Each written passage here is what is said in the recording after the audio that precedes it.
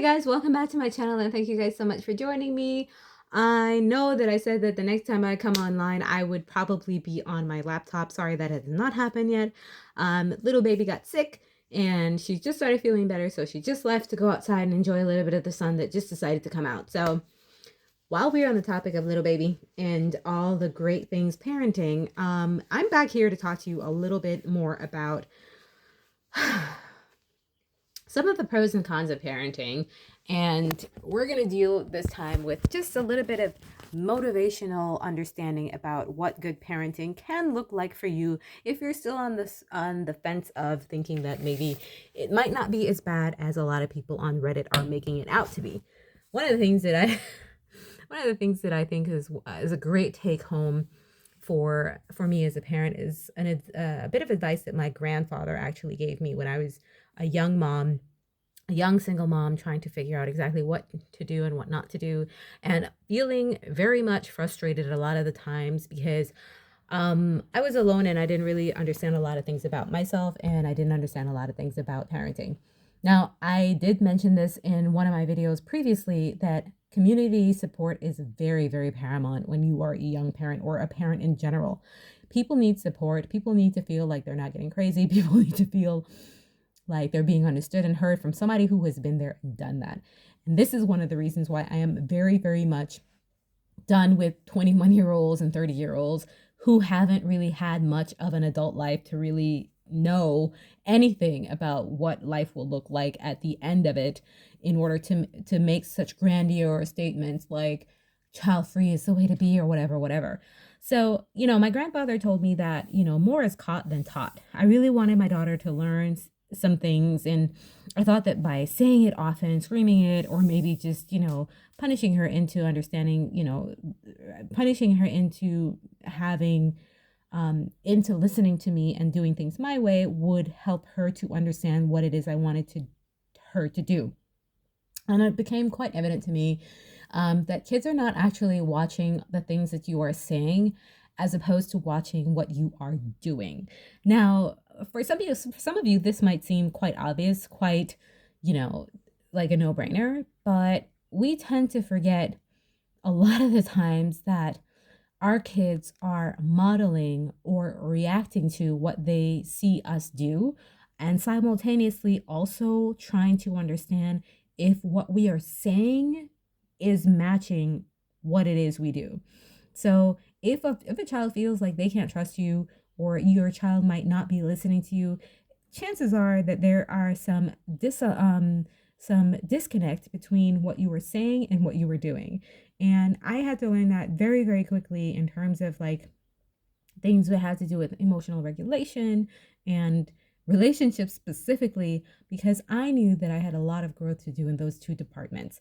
And if I showed my daughter that I wasn't being understanding or considerate of her emotions, and this is quite a tricky thing, especially when it comes to like, should you spoil your kid or not?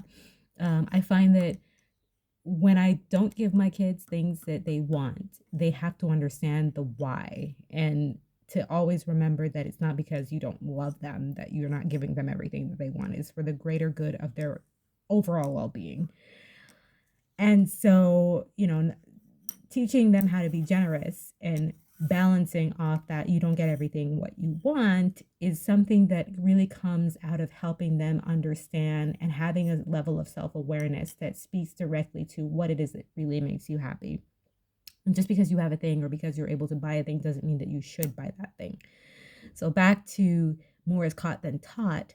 Once I started to model or become a little bit more self-aware of the person that I wanted my daughter to be, I had to then become that person that they could look up to in all areas of my life, that they could say, this is the type of person that seems happy and adjusted. And did you know that a lot of the times when people feel like they don't want to have children, it is because it is almost always directly correlated with the type of childhood experiences that they have had, and knowing that that is their ideology of parenting. And I mentioned this in the last video, that has pretty much molded their ideas of what parenting and child rearing is. And it could be different, they can make it different by simply making a choice. but they're so wrapped up into the negative experiences that they had that they are living in constant space of projection that they stop themselves from being able to have that level of love and appreciation for another person. And if we could just move past that and be able to embrace the natural occurrence of your own personal development and be open to having a different kind of joy that comes along with nurturing and sharing your life with someone else who basically really loves you unconditionally. There really is no other love like the love of a child to a parent. And do with that what you may. It is definitely something that adults need and that children need, is that connection and level of care. And if you don't have that, or did not have that, or did not have it in the way that you would have wanted to have it, doesn't mean that you are not able to give it to somebody else. So, modeling that type of lifestyle, or modeling a good, healthy, balanced way of being really means that you're able to do the level of work, and it doesn't take hundreds of years to do. And even if you do all of the work, you can still end up, you will definitely find yourself in a situation where you are going to make mistakes in your parenting, as we make mistakes in life, because that is a part of life. It doesn't mean that you should stop yourself from experiencing certain joys because you feel like you are not worthy of such an experience. So, anyways, I was sitting with my daughter, and we were taking a walk outside, and she was telling me that in the middle of the walk that she was bored.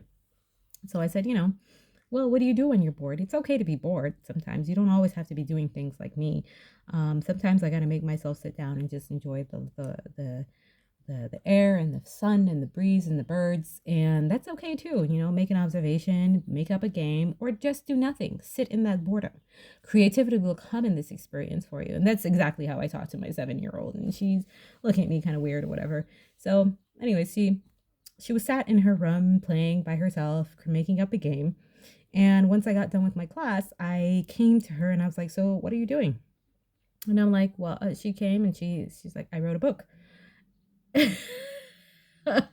What? You did what? I wrote a book. And I'm like, well, why did you, that's amazing. She's homesick for the past 2 days, feeling a little bit cabin fever. So I'm like, well, what made you want to write a book? She's like, well, you got lots of books here. I have lots of books. We always read. You wrote a book. Why can't I write a book? So she brought the book and she read the book to me, and I was just so amazed that more is caught than taught. This whole time that I've been, the book is now, it's been now 6 months that I wrote that book, and I've been, promoting the book here and there. I'm going to leave a link in the description to the book. If you were in Germany, you were able to buy it off of this website. But I've been, she's seen me do this, and I haven't said to her, everyone, I didn't make any grandiose statement or anything. She has just seen me pour a lot of myself into this book and tell the story of what the book is about, and sharing this experience inspired her and just made it seem like a natural, normal thing to be an author. And I think a lot of that has to do from my parenting, and the parenting that I received from my mother was that if you are interested enough in something, do it. You can do whatever you want. All you got to do is put your mind to it. That was the mantra that I received. And so, if you didn't receive such a mantra, if you feel like you have to be at the moment parenting yourself out of certain negative aspects of life, then do it, because it is for your own betterment. And whatever it is you learn that actually essentially is supposed to make you feel better and happier and more at ease and more adjusted is something that is beautiful to be able to pass on to the generations that will come after you. I hope that this has been something that is inspirational for everyone who is out there. Please, if you can, please make sure to stay safe and stay free. And I'll see you guys in the next one. Bye.